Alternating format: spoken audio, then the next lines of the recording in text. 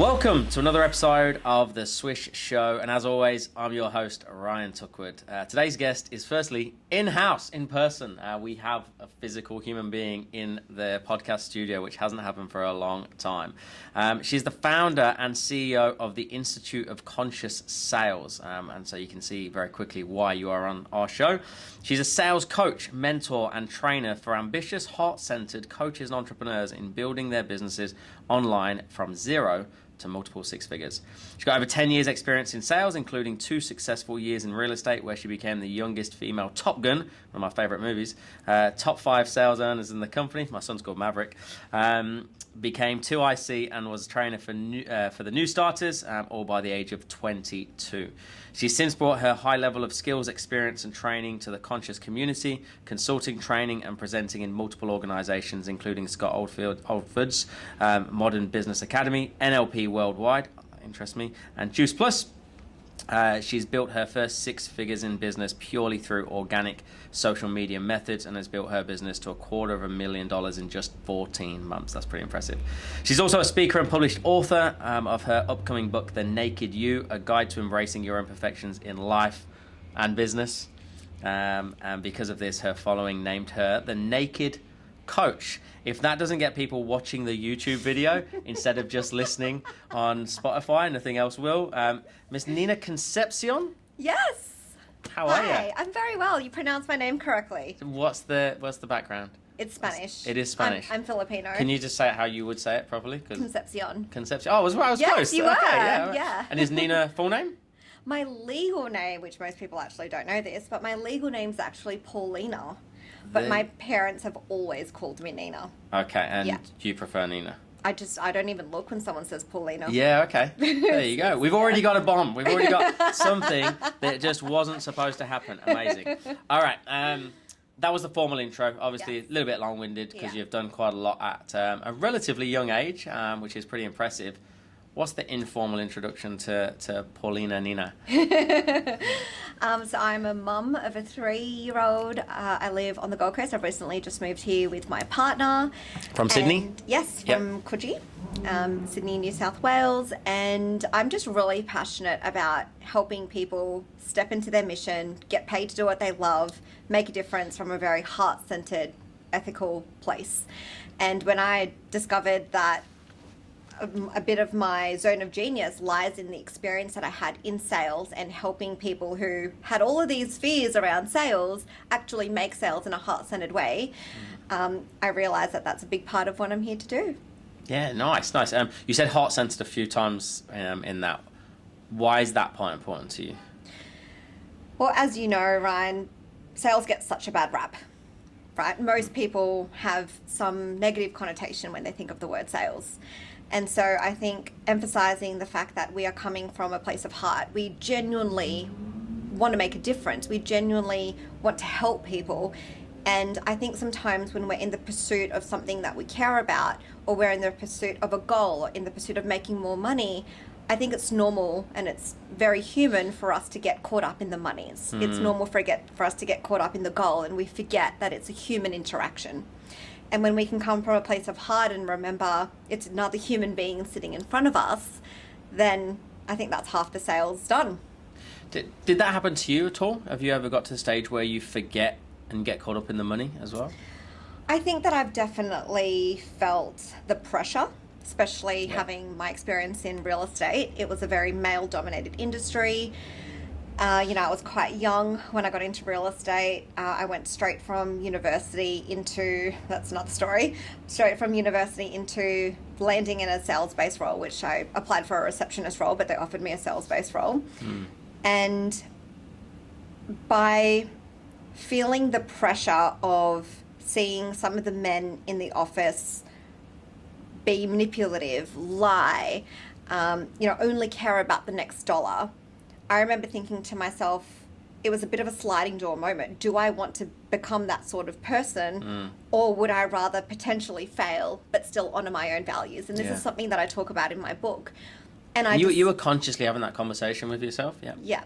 Because I remember thinking, I could literally, there's 2 options right now. I could lie to this customer and make the sale, because I know how easy that can be when you lie.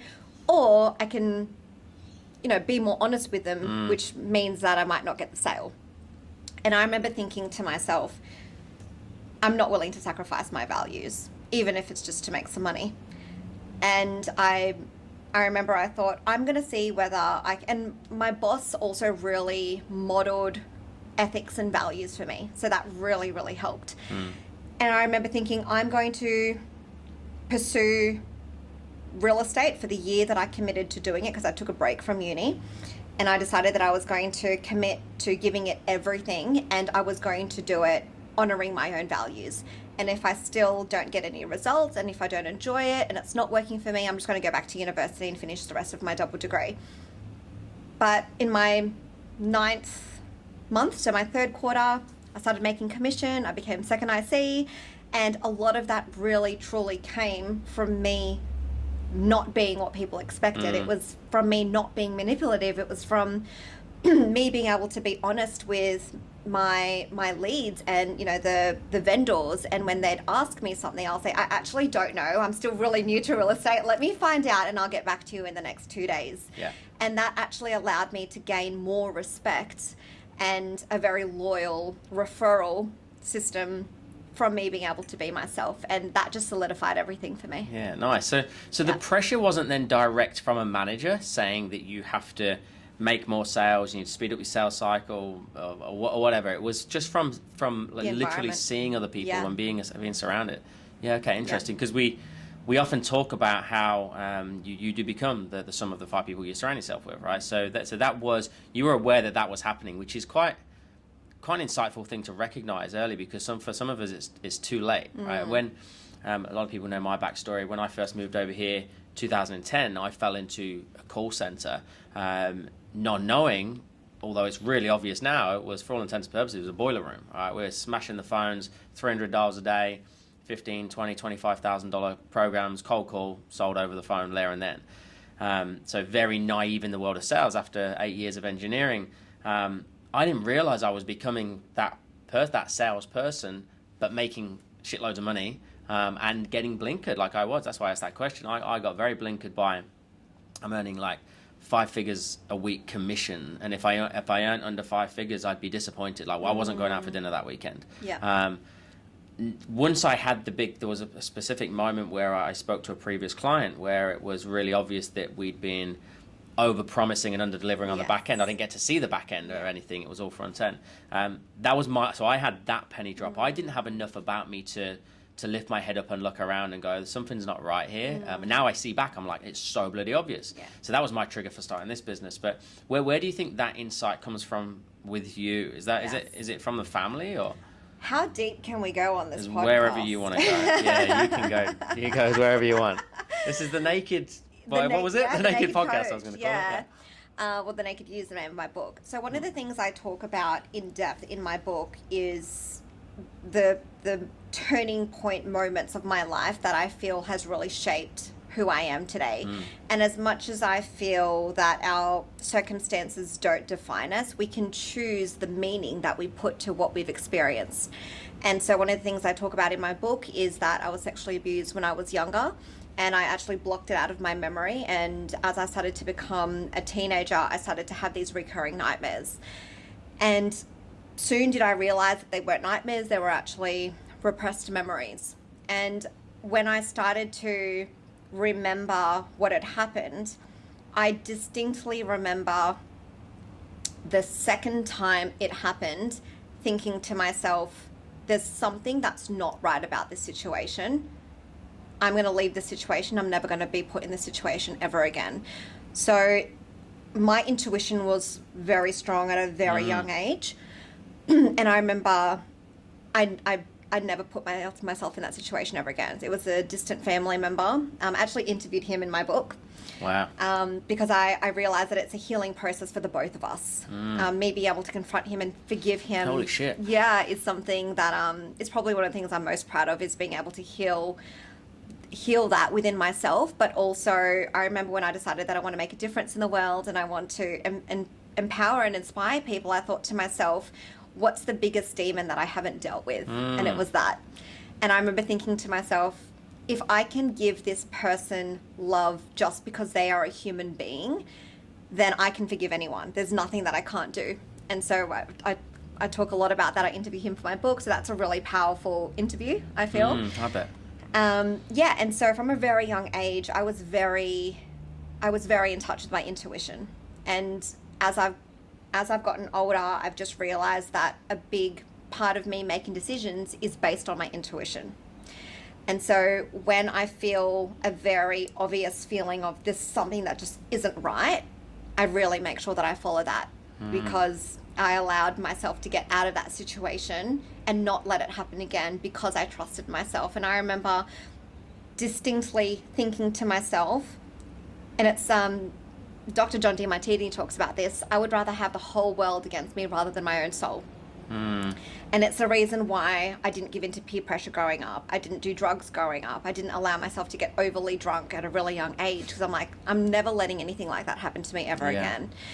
And I think because of that experience, because of that moment where I said to myself, I'm never going to do anything anyone wants me to do just because they're pressuring me to do it, or just because I'm feeling some level of pressure, I'm going to make sure that I honor myself no matter what. Wow. Didn't expect to go there. What is the biggest demon you haven't dealt with? Like, that is a question that everybody can ask themselves, right?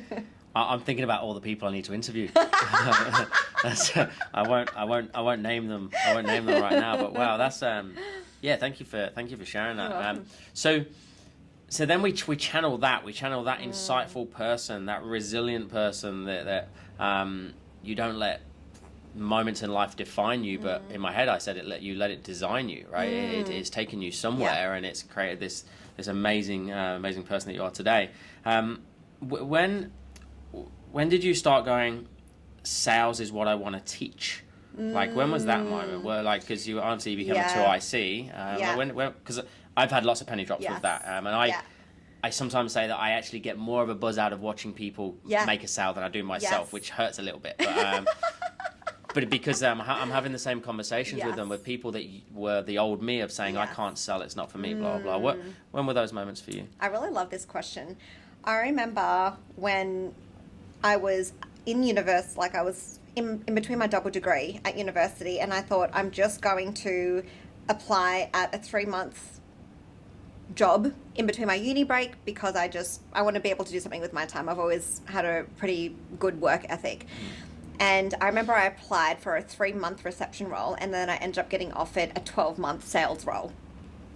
And so you didn't start in reception? No. They just went, no, skip that. Yeah. So it's funny because I applied at literally every single job on Seek, and one company called me back, and he took me through a 3-part interview process. He made me do these personality quizzes, and he said, you'd actually be really great in sales. And I was like, I've got no experience in sales whatsoever. And he said, no, I'll teach you everything you need to know. And so it was, and you'll love this, it was the first time in my life I had to choose between something that was known but comfortable and made me unhappy, with something that was unknown for the potential for more. And at the time it was a really hard decision, but I ended up thinking, what have I got to lose? I'll just give this a go for a year, and if I don't like it, I can just go back to uni. And so I didn't really find my love of sales until I started seeing the result of being able to be myself and also get rewarded for it. Being able to see that I could support people in making a decision that could change their life. That's what really... Well, I like that. Support people in making a decision. Yeah, nice. Yeah, and that was something that really gave me fulfillment. And when I thought about, helping people buy and sell their homes, it was, Nina, thank you so much. You've helped us find our home, and we've just gotten pregnant, and we're so happy. It's all because of you. And I'm like, oh my gosh, I love that. And I remember I went to a personal development event in my second year of real estate. And I was in the process of opening up my own office with my boss. I was training all the new staff coming in. I was this close to hitting senior sales executive, and I saw the amazing one and only Brendan Burchard. So this was back in 2012. So there was only a couple hundred people in the room, and no one knew who he was back then. That was here? That was in Sydney. Yeah, okay. Yeah. But no, I remember speaking to people about it. They're like, who is that? I'm like, how do you not know who Brendan is? He's amazing. So he wasn't as big as he was now, but in my eyes, he was just amazing. Yeah. And I remember sitting there and I just got like an instant hit of, I'm going to be a coach, I'm going to be a speaker, I'm going to be an author, and I'm going to do what Brendan's doing. And I didn't see that it was going to tie into sales. I just thought I'm going to make a bigger difference. That's all I saw. That's all I felt. And so that was my 5-year plan. I thought I'm on my way to becoming financially free. I'm about to buy my second property. I'm about to open up my own real estate office. In 5 years' time, I will go pursue this new dream. That 5-year plan became 2 weeks. Wow. Because I went back to real estate, and as dramatic as this sounds, I literally felt like my soul was dying. I didn't love it anymore the same way that I used to. And so I organically fell into coaching. People started following me on social media. They started seeing that I was traveling a lot and that I bought my own home. And people just started asking me, how did you do it? So I actually started off life coaching and then a bit of business coaching. And I remember people kept saying to me, would you ever go back into sales? I'm like, no, I don't think so. And they're like, would you ever go back into real estate? I'm like, no, it just takes too much of my time. I was working 10-hour days, 6 days a week for 2 years straight. I barely got to see my family at the time. Yeah. Yeah. And I remember I didn't think I was going to go back into sales, but about 3 or 4 years into me being a coach, I remember I had a friend, and she had also worked with my first spiritual business mentor. And she didn't have any paying clients. And I said to her, why don't you have any paying clients? And she said, I don't know. I don't know what I'm doing wrong. And I said to her, I really think I can help you. I think there's just a few key things that you're not doing. And pretty soon she started making sales. She started, getting clients. And I thought to myself, yeah, I'm pretty good at this. So you just conversational, just giving a few tips, or were you actually analysing her process? Or so was it? So I started coaching her. So it was formalised? Yeah. Yeah.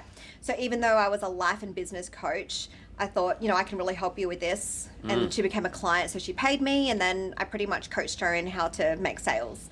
So yeah, it was a formal interaction, even though she was my friend. And it wasn't until, that was like 4 or 5 years ago. So the seed was planted, but it wasn't until the end of 2019, I had just turned 30, and I was still contracting on and off, trying to make some money. I was going through a bit of an identity crisis, becoming a mum. Just had a baby. Yeah, I'm like, I don't even know what I want to do anymore. Who am I? I don't even want to be a leader. That's just my ego. So I'm like, my mind's going in all these different directions. Imposter syndrome kicking in. Yeah.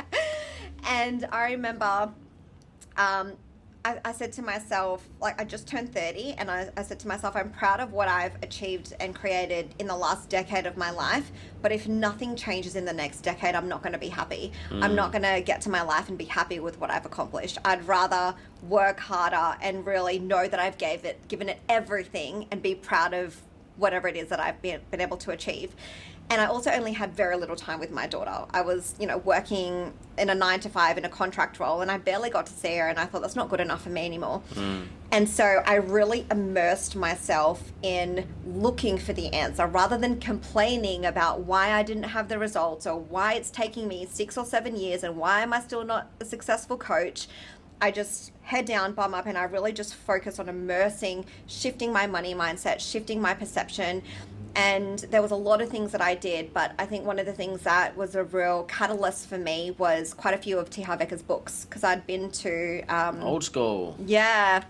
I'd been to Millionaire Mind Intensive, which was one of the first personal development events that I'd gone to.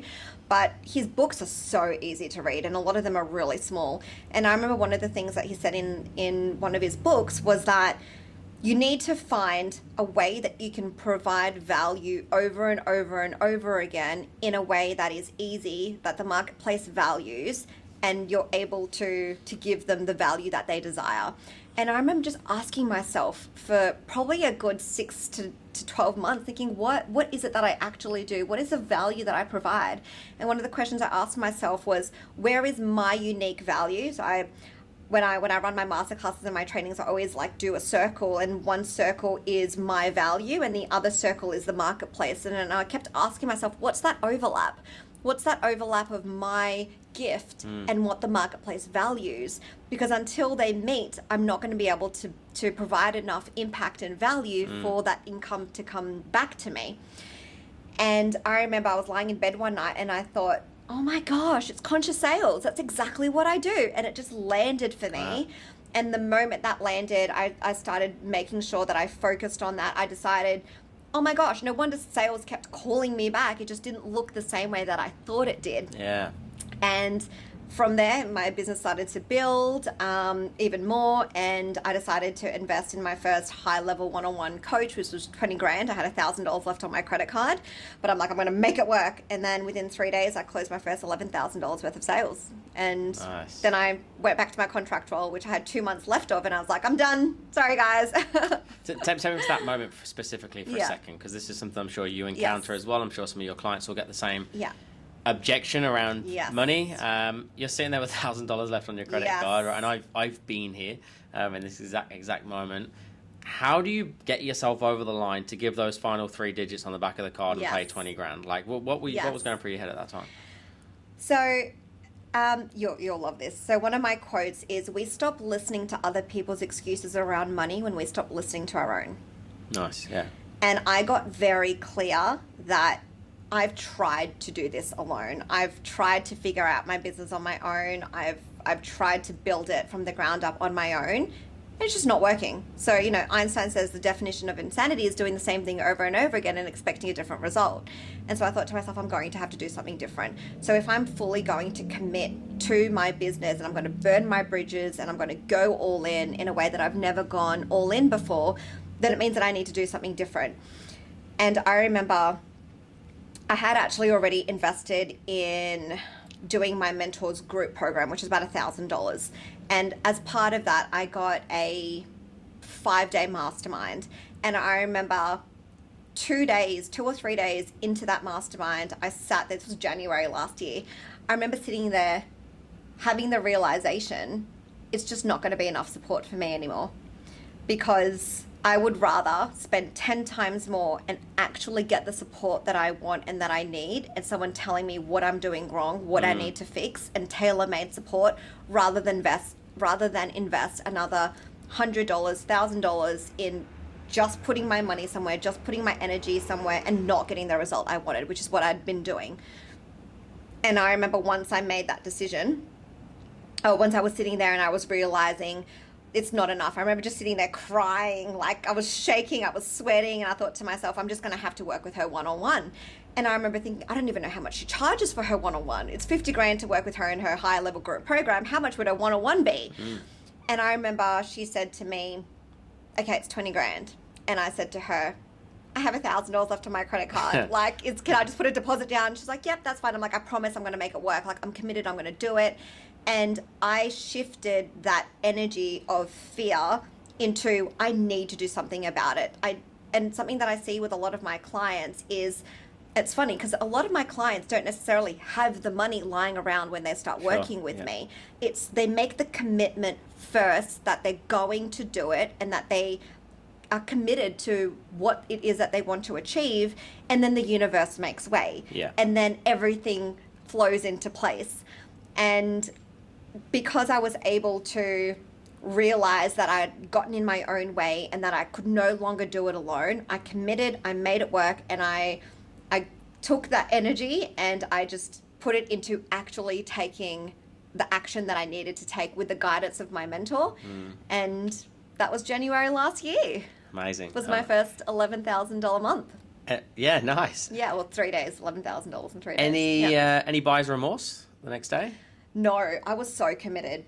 I was just, what do I need? This is do or die. In my mind, I'm like, I need to make this work. It's not even an option for me not to pay my mentors. So for people that are listening right now, then they've gone on that same journey, right? They're trying the same thing over and over and over again, expecting a different result, but not getting any change. Yeah.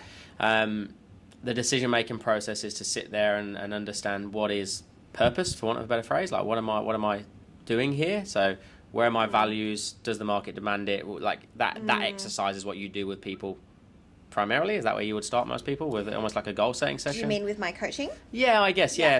In a way it would be with your clients. Yeah. Yeah. So the single biggest thing that I do when I first start working with my clients is, once they've committed to working with me, I look at what is so my mentor calls it low-hanging fruit. I'm looking at the bottom of the funnel, because most people aren't even doing any call to actions. Most people aren't even hopping on any sales calls. So how are they expecting to make sales? Can't sell a secret. Exactly. Yeah. So what I do is I just pretty much give them my conscious sales method. I give them strategy. I tell them these are the key things that you need to do. Book in a call, and a lot of my clients, especially those who don't have any coaching clients who are launching their coaching business, have no sales experience whatsoever. So I tell them this is my method. I give them the training, and I say you book in 4 calls and you will make 1 sale. I can pretty much guarantee, like it's like maths. It's literally clockwork. And so my priority for a lot of my clients is let's just get the first sale in, because I know, in one of my other quotes, is action precedes confidence. We cannot truly feel confident in something if it's just a thought. Sure. Until you have some level of result, until you see and get that feedback, then that confidence isn't just a belief, it's a fact. And so for me, the biggest thing is how can I just support them in just getting that first win? And then it seems to be a little bit easier after that first win. Yeah, get the ball rolling, right? Exactly. Talk to me about vulnerability, because you've obviously you've been very vulnerable today, and Yes. maybe it's not vulnerable for you these days. It's just something that you've embraced. But Yes. what's the importance of that inner sales environment for you? You've probably seen a lot of Brene Brown's content, Yes. and I love what she talks about with how you create a connection with other human beings. Yes. What does it mean to you? So vulnerability for me means being able to be yourself, but also making sure that you can hold boundaries with the people in your life. Because, you know, with every relationship, there's going to be a bit of push and pull. I think we really do need to know when to hold boundaries with people. But I realized, this is another story, I talk about this in my book as well, but I remember I hit my first, I started making commission in real estate, and I was so young and ego driven. And I remember my boss in real estate, who was kind of my first coach, said to me, there's something holding you back in real estate. And I thought, what do you mean? Like, I'm doing amazing. And he's like, no, there's something holding you back. What is it? And I said to him, no, there's nothing. And he literally just sat there. I'm like, okay, he's not going to give up. I just need to give him an answer. And I remember saying to him, if there's anything that's holding me back, I think maybe it's being in a relationship. But to be honest, I'm happy being single. You know, I've forgiven my ex for what he's done to me. I'm good. Like, I'm happy being single. And he said to me, he asked me a question that literally changed my life. He said, have you forgiven yourself? And I sat there in our real estate office where anyone could just walk in, and I just, the flood works just started. It was just streaming out of I couldn't even talk for like 5 or 10 minutes. And I remember thinking, I didn't even realize how much I blamed myself for that. And after that conversation, I went home, I called my ex, and I ended up having this really healing conversation with him where for the first time I got to show him how vulnerable I was and how hurt I was with what happened at the end of our relationship, because I was very much like, you can't hurt me, you didn't hurt me, I'm good, you know, like I can survive without you, I don't need you anymore. So I was putting on this tough facade, and I never really got to show him, I didn't want to give him, you know, the satisfaction of knowing that I was hurt. Yeah, I'm sure there's many people can relate to that. Yes. And I remember thinking, it doesn't even hurt him, it hurts me. And I thought, I want to let go of this for me. Like, yes, I want to be able to let go of the resentment for him, and, you know, I'd love to have a nice healing conversation with him. However, I'm going to be doing this for me. And what's so fascinating is in a relationship, it takes one person to be vulnerable first. And then the other person can shift as soon as one person's vulnerable. And through my intention and through me being vulnerable in that conversation, it was the first time that I was really able to see the impact of when you're vulnerable, the other person can be vulnerable. And it was a really beautiful conversation. I remember getting off the phone and literally physically feeling so much lighter. I was like, oh my gosh, what was I carrying before? Yeah. And then my results skyrocketed again. And I thought to myself, wow, isn't it fascinating that vulnerability plays such a role with people being able to feel connected with you? Yeah. And I didn't even realize that I was keeping people at arm's distance. I didn't even realize that I wasn't letting people in. I didn't realize that I wasn't being able to be myself to a different degree because I was so focused on trying not to get hurt. And that was also what encouraged me to confront the person who sexually abused me again, because it was actually the second time, because the first time I was younger.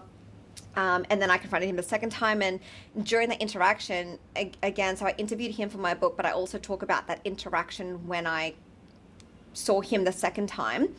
And I went into that meeting with him being okay to be vulnerable. Yes, holding, a protective energy around myself. Yes, knowing that I'm going to hold a boundary there, but being okay to show my heart, being okay to express what was true for me and how I was feeling or how upset or how pissed off I was. Not from a place of I'm a victim, not from a place of I don't know if I can swear, if I can, that I hate you, but just, it was a really hard time for me going through what had happened, but from a place of vulnerability. Sure.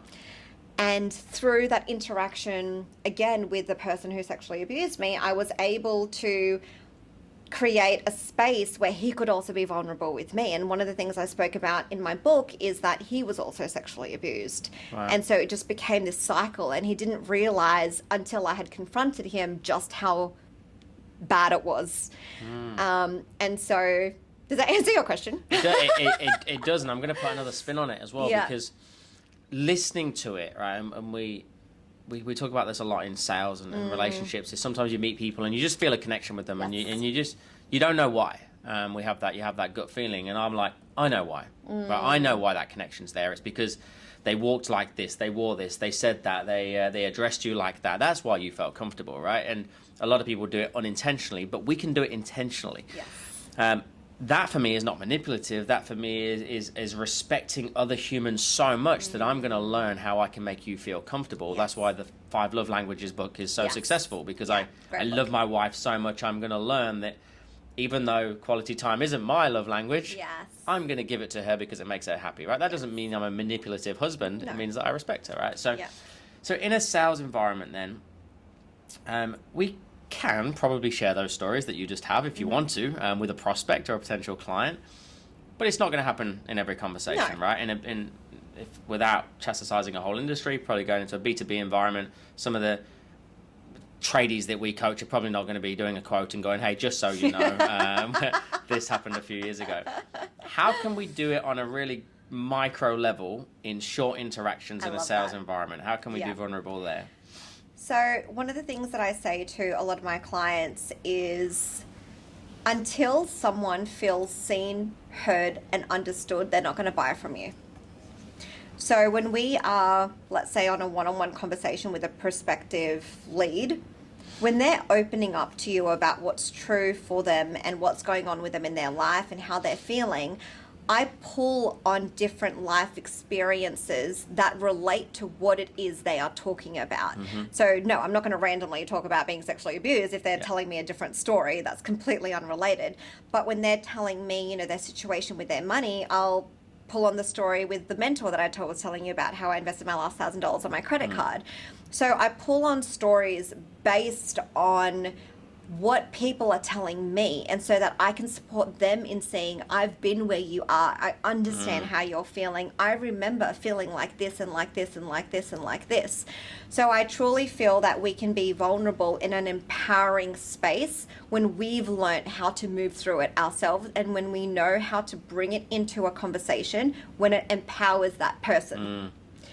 But it's about making sure that you choose the right stories. Well, that was going to be my next question. Is so one thing that I talk to our clients a lot about is create that narrative, right? So have your truth ready, right? Yes. So sales for me is about telling your truth better. Yes. We've all got a truth. Like, I've got many stories about sleeping on a bathroom floor, having 31 cents to my name, my dad being sick, and a few of those stories become a catalyst to where I am today.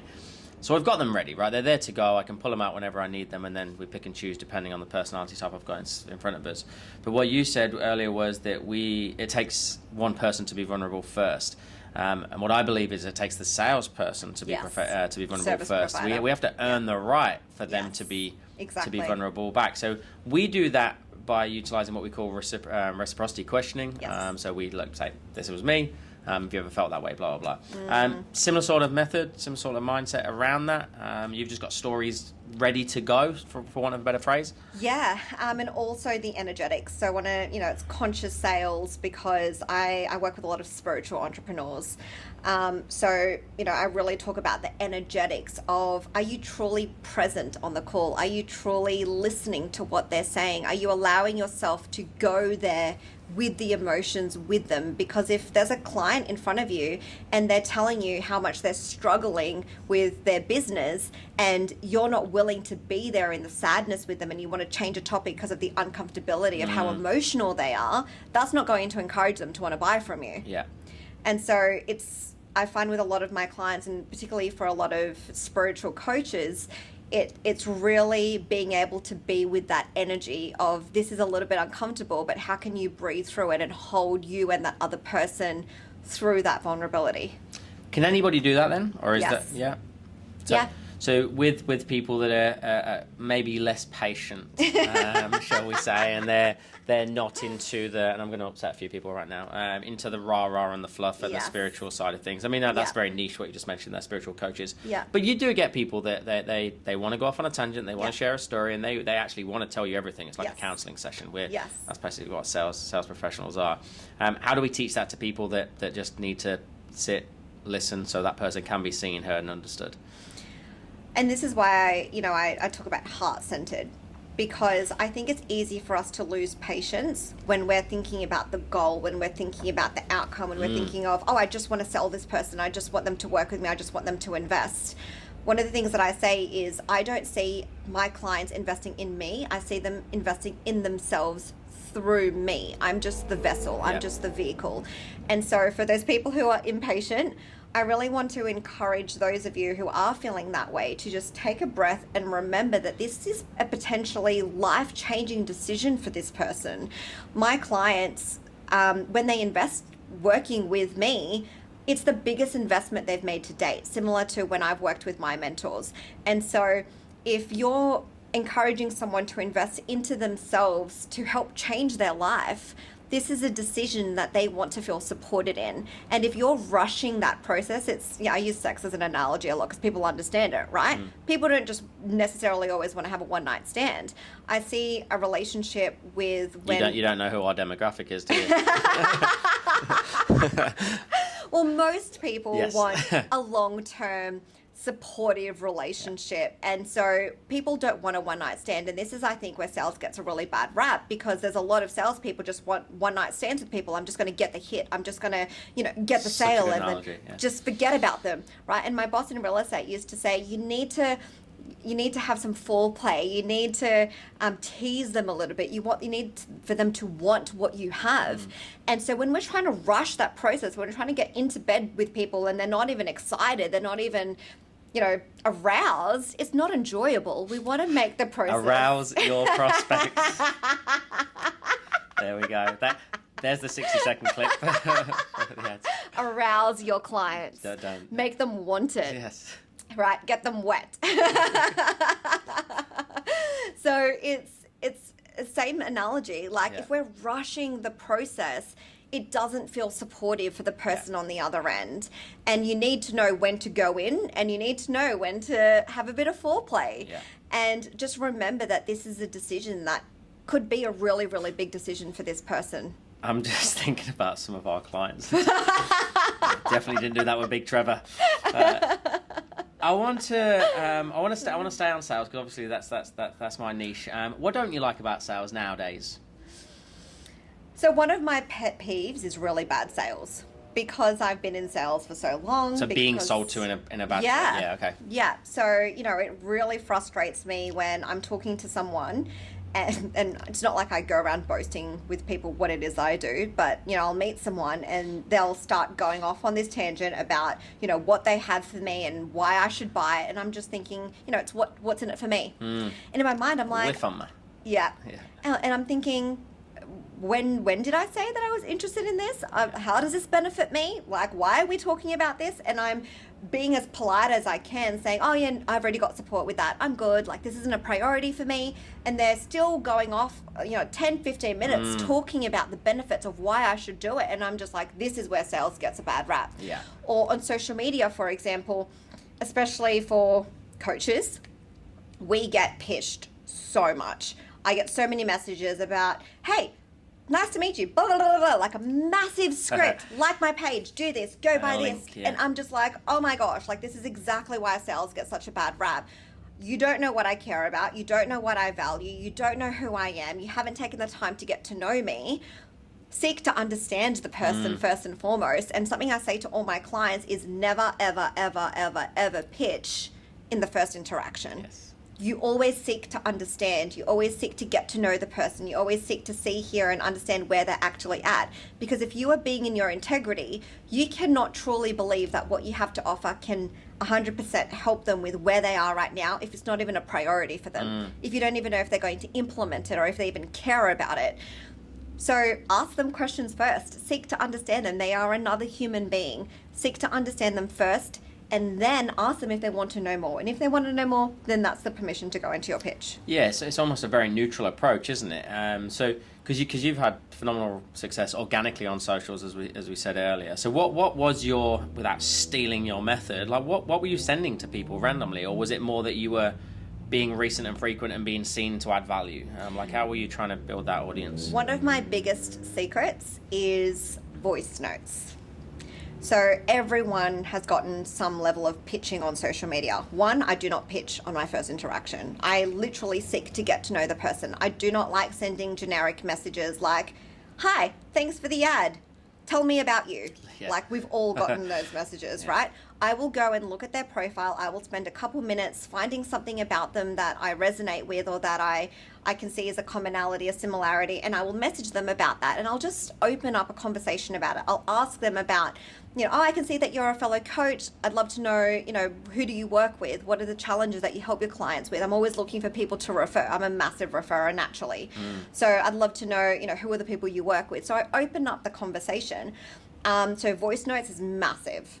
Most people don't send voice notes, and I think it's one of the easiest and fastest ways to put your own energy into something and to stand out. And I also, when I get voice notes back, I'm like, yay, I love voice notes. I can actually hear someone's voice. I can actually get to know them that little bit better than just a message. Would you do a video on the first interaction? No, I don't actually do that. I do a lot of like lives and videos, and I coach all my clients on Zoom. So I spend a lot of time on video. Yeah. But I find that sometimes it's a little bit too intimate for people too quickly. So I enjoy voice notes, and sometimes I'm out on a walk. I like to walk while I'm doing voice notes because you also get your energy up. You're up, you're walking, you're not sitting stagnant at a desk. Hey, motion nice creates to emotion. meet. Yeah, exactly. So voice notes is a big thing for me. Not pitching on the first interaction.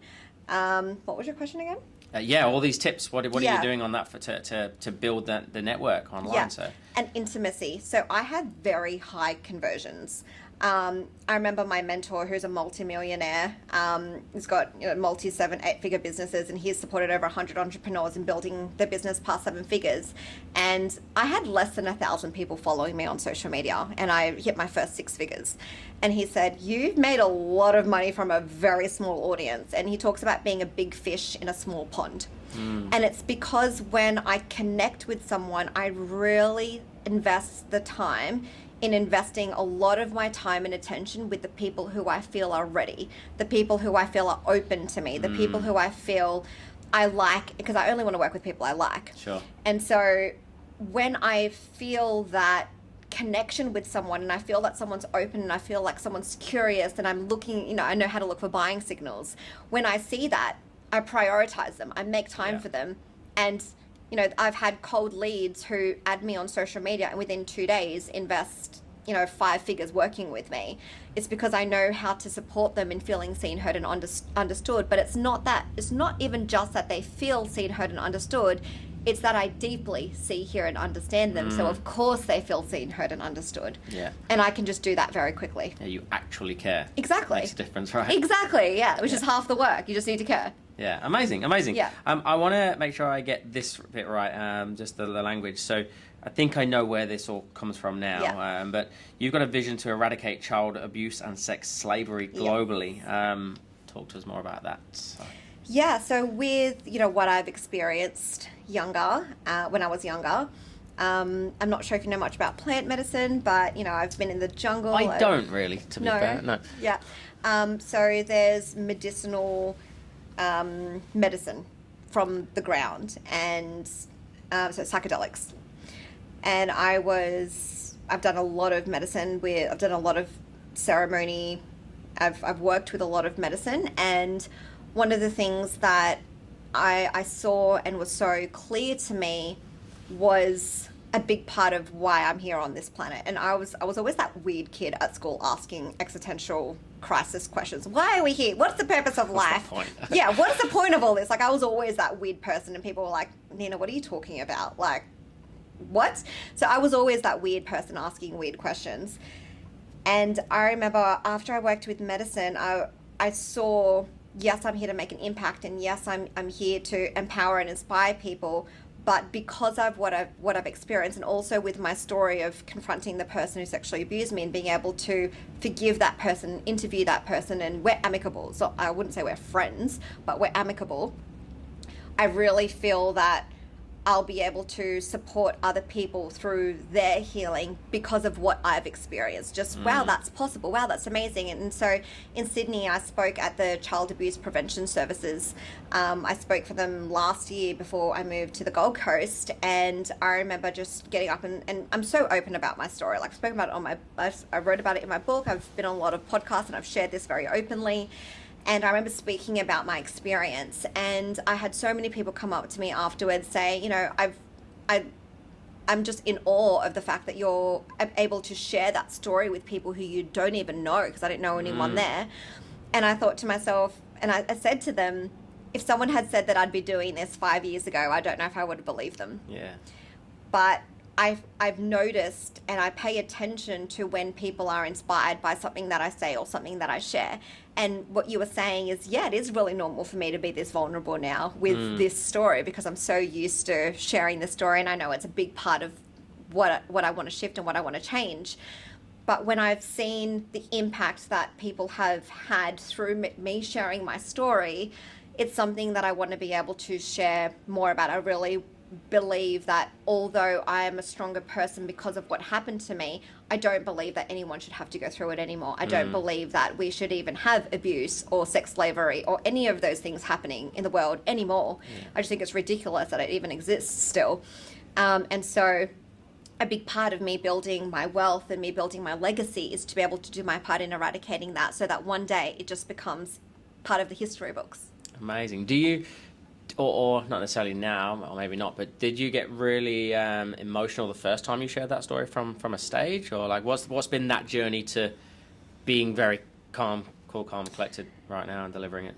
I definitely feel it's a journey. Like, the first time I share it on a live stage, now that things are starting to open up again, first time I share it with a few thousand people, yeah, it's probably going to be a bit nerve-wracking. Like, I'm in the process of doing applications into the TEDx stage, for example. Nice. Like, I'm sure if that happens to come up, then yes, that will be a little bit nerve-wracking. But I think it was just stretching myself that little bit each time. Me confronting him that first time was scary. Me confronting him the second time was scary. Me confronting my ex was scary. Me deciding to share it with the first person was scary. Me deciding to share it with my family was scary. Then deciding to speak about it openly, me deciding to have it in my book was really like confronting for me, because I was like, I'm literally putting my heart on the paper and I have no idea who's going to be reading this. So each time there's a little bit of a stretch. Each time it was a little bit uncomfortable, but then you grow into it, just like anything. And I remember when I decided it was going to be in my book, and I thought to myself, I feel like I need to share this on my social media, because I was already so open telling people in conversation. And I remember I thought to myself, I feel like I need to release it on my social media. And I remember I did a live on my social media, which is still there, and I share about my story and what had happened to me publicly. And I was so scared about doing it, but I remember the moment that I finished doing it, I was like, I feel so good. Like, I'm so proud of myself for doing it. And the funny thing is, it's always the fear of how scary it is. It's never really as scary as we think it is, right? And the thing with social media is it's constantly changing. Just because you put something up there once, it's not like everyone sees that story. Yes, yeah. Like people are like, oh, I don't want to put it because everyone's going to see it. It's like not as like the people that you think are going to see it is actually not going to be as many as you think it's, unless it absolutely goes viral, right? How big do you think your following is? Yeah. Yeah, exactly. It's not like the whole world's necessarily going to see it. And so, yeah, each time it was a little bit scary and a little bit scarier. But I knew from the moment that I left real estate and I decided to pursue my coaching, and I asked myself that question, what was my biggest demon? I knew that that was going to be a big part of my story. You're almost doing people a disservice now if you don't share that message. Yeah. Right. I've never shared this part, but I had an ex-girlfriend that had been through a very, very similar thing. I won't name for obvious reasons, but that was an internal family member as well. Yeah. And I know what happened to her was that her family almost rejected it. It was like, no, that didn't happen, Yes. and it was brushed under the carpet. Was there ever any fear around that happening to you? Surprisingly, no. I think I was so I fell into depression when, I was about 12, I think, when the memories started to surface. And, I was becoming a teenager. There was all these emotions. And I remember just thinking, like, I started to physically harm myself because I didn't know how to deal with the emotional pain. And I remember, as strange as this sounds, I enjoyed the physical pain because it took my attention away from the emotional pain. Wow. And I remember I thought to myself, I don't actually think I'm suicidal, but if I do not talk to someone about this, I could very easily fall into that downward spiral. So you weren't suicidal, but you were thinking about suicide. There's maybe a slight difference between the two. Wow. Yeah, I think if I continued going down that way, I think I was aware that I could continue down that path if I did nothing about it. It's like I could see the path. I'm like, do I really want to go down that path? And so I thought to myself, I need to do something about it. And I remember I was so emotional about it. I couldn't even tell my mum because I just started getting really angry. Like I fell into depression and I was like, I hate the world. I hate my parents. No one understands me. I'm such a victim. Blah, blah, blah. And I remember I was always arguing with my parents and I kept saying, you don't understand. You don't know what I'm going through. You don't know how I'm feeling. And I remember like yelling at my mum and she was saying, how am I going to know if you don't tell me? And I remember thinking to myself, I need to tell her. Like, I think I've had enough. And I remember writing it in a letter. And I said to my mom a few months ago, I'm like, do you know where that letter is? I'd love to actually see that letter. So it's my parents aren't together anymore. So it's probably in a box somewhere. I'd love to find it one day. Amazing as part of your presentation. Yeah. But I remember writing it in a letter because I just couldn't bring myself to speak it. I couldn't verbalize it. And so I wrote it down and I gave her that letter. And I remember just crying and crying and crying and crying. I forget what we're talking about now. What was your question? Would it be rejected from parents or family members? Yeah. And what was interesting was, when I told my mum what had happened, she ended up telling me, she was bawling her eyes out. She was like, the same thing had happened to me. I wish I had protected you. Wow. And then there was like all of this crying. But my parents were incredibly supportive of me, even though, the person that it happened with was on my dad's side of the family. My parents were very supportive of me in that situation. But what ended up coming out was that it ended up happening to my younger cousins who were younger than me. So if I was 12 when I remembered, they were like, 10 and 8. Wow. And what happened was their parents did that. Oh, this, you're lying, you provoked this. So, they ran away from home, they did drugs, they got pregnant early. Sure. So I really saw, the juxtaposition of the support of your parents. But I'm incredibly fortunate and incredibly grateful that my parents really listened to me when I told them what happened. Yeah, wow. There's so many lessons in there for everybody as well. Just to finish on a high, let's talk about the book, The Naked You. We've alluded to it a couple of times, but just delve a bit deeper into what we can learn when we read that book early next year. Yes. So I find that as we decide that we want to make a bigger impact, we want to make a bigger difference, imposter syndrome seems to come up for a lot of people. It's the whole, who am I? There's people that are doing a better job than me. Like, why should I even bother if someone else is already doing it? And what I've realized is, and you know this, there's a few elements of this, but 1 in 3 people won't like you. 1 in 3 people will like you. 1 in 3 people don't even know if they like you or not. So even if there was 3 people doing exactly the same thing, you're going to attract different people. There's going to be different people that resonate with you. And one of the things that I realized as I've grown and as my business has grown and I've grown as an individual is if I got so caught up trying to be perfect all the time, I would not have gotten to where I am now. I would not be where I am now because I've been willing to fall forward. And it doesn't mean that I'm perfect. I talk about being perfectly imperfect, and I talk about being a recovering perfectionist because I feel like it's a constant process. But one of the things that I say to a lot of my clients, and it's one of my others, so action precedes confidence is probably my biggest quote. And the other one is, we beat imposter syndrome when we move our attention from self to service.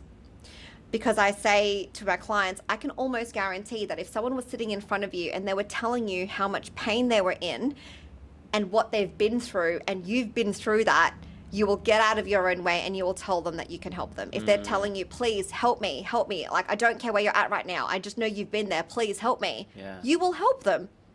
And so the book, the tag, the subtitle of the book actually used to be called A Guide to Living Authentically in Life and Business. But there was something that just didn't sit right with me with that. And I find that authenticity is kind of being thrown around a little bit. Like, what is authenticity? It's such a big term. But I realized for me, as I went through the process of finishing the book, that authenticity for me is just embracing your imperfections. For me, they mean the same thing. Because if you can embrace your imperfections and you can learn to love and accept yourself and then share who you are with the people in your life, and if you want to, with the wider community and make a bigger difference, then you are being authentic because you're just being the perfectly imperfect version of yourself. And so the book is very much about me embracing my imperfections in my business and, pulling out the lessons that I teach and that I support other people with, but also the lessons in life. As we were just talking about, sales is just communication. Being in real estate and harnessing my skills in sales has only really helped all of my relationships. It's helped me say to my partner, I don't need you to try and fix it. I just want you to listen. I'm just upset. Please just listen. Yeah. The hard way. I'm an engineer. I fix things. My partner's in engineering as well. There you go.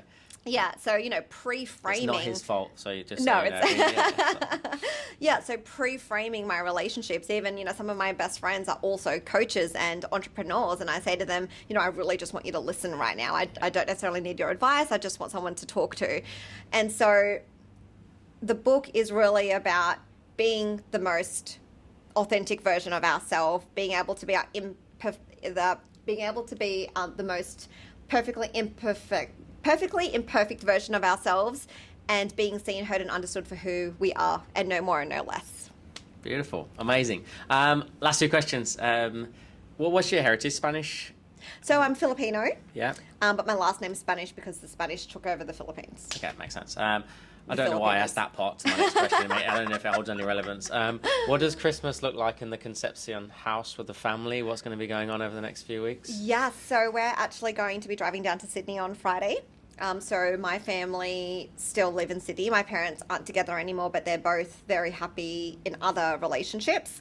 So we're going to be juggling the 2 households. I also have a sister who's 20 years younger than me. And she is with the same parents, even though our parents are not together anymore. So it will be a bit of a juggle, but we'll be staying at both my parents' places at times. And I'm really excited for this Christmas. It's the first Christmas where Lily actually understands what's happened. My daughter actually understands what's going on. So it's going to be, she's very spoiled this year. I'm in exactly the same boat. So my eldest, Maverick's 3. I've got Fox that's 1. And Mav just turned 3 literally this week. So he gets it now. We've got the elves on the shelf. There's a chocolate calendar. There's loads going on, and he's actually excited for Santa as well. So where can people find out more about you? How can they contact you if they would like some training or some support, or just to speak to you and meet you? Yep. So my Facebook is facebook.com/Nina the Naked Coach. That's also my Instagram handle, Nina the Naked Coach. For those people who want to know more about coaching, I've got a free guide to consistent 10K months at conscioussalescoach.com. And if you guys want to know more about my book, I've got thenakedyoubook.com. there's going to be some people that get in a lot of trouble Googling you and your business over Christmas. Naked Nina. Yeah, be really careful what you Google there. And if anything, please do not Google Naked Ryan podcast or something of the like. I wonder what photos would come no, up. don't. You don't want to do that. Thank you so much. It's been an absolute pleasure. Thanks for coming You're on. welcome. Thank you. Ladies and gentlemen, I've been Ryan Tuckwood. This has been Nina Conception on the Swish Show. I do hope you enjoyed that episode, and we'll see you on the next episode. See you soon.